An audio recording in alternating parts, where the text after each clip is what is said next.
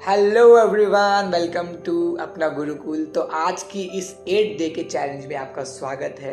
तो इस 8 डे का चैलेंज क्या बोलता है कि हमें प्रोडक्टिविटी को बढ़ाने के लिए और हम क्या कर सकते हैं। हमने पिछले 7 दिनों में बहुत अच्छी इफेक्टिव चीज़ें सीखी हैं। तो इस 8वें दिन में हम आज क्या सीखने वाले हैं अपनी प्रोडक्टिविटी को इंक्रीज़ करने के लिए। कई बार क्या होता है, हम मेहनत करते हैं पर सही डायरेक्शन में नहीं कर पाते हैं। उसका रीज़न होता है आपके गोल्स भी दो प्रकार के होते हैं, एक शॉर्ट टर्म गोल्स एंड एक लॉन्ग टर्म गोल्स।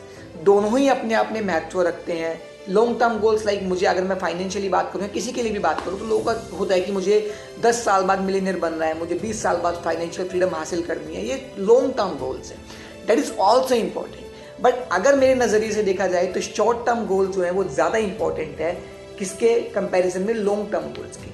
क्योंकि आप लॉन्ग टर्म गोल्स में जब एक एक दिन आप वेस्ट करते हो तो आपको नजर नहीं आता, क्योंकि वो गोल आपका 10 साल हो या 15 साल से रिलेट होता है। तो उसमें एक दिन की वैल्यू बहुत कम समझ में आती है। 10 साल को आप अगर मल्टीप्लाई करोगे 365 से, डेट यू हैव 3365 डेज, पर उसके कंपैरिजन में एक दिन की वैल्यू समझ में नहीं आएगी।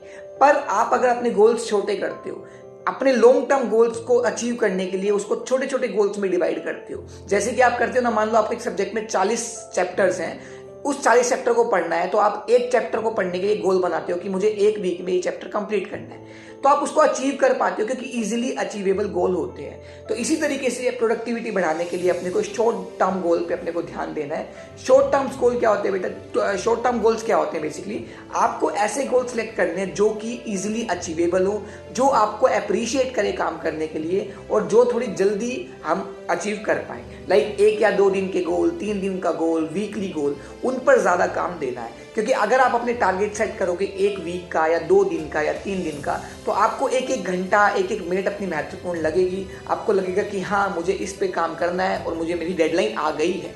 अगर आप लॉन्ग टर्म गोल की बात करते हो तो आपकी डेडलाइन 10 साल बाद है, क्योंकि आपका गोल 10 साल के बाद अचीव करना है। तो 10 के 11 हो जाते हैं, 12 हो जाते हैं, 20 हो जाते हैं और अचीव भी नहीं हो पाता। ये डिफरेंस होता है शॉर्ट टर्म और लॉन्ग टर्म्स में। तो हमें शॉर्ट टर्म गोल्स पे बहुत ज़्यादा ध्यान रखना है और हमें अपने शॉर्ट टर्म गोल्स पे ध्यान रख के उस पर काम करते जाना है। जैसे कि डेली आपको क्या करना है, आप अपनी टू डू लिस्ट बनाओ, आप अपना एक प्लानर बनाओ कि मुझे आने वाले 2-3 दिन के अंदर ये चीज़ अचीव करनी है। ऐसे प्लान बनाओ जो प्रैक्टिकली पॉसिबल हो, ऐसा नहीं कुछ भी लिख दिया हवा में ही।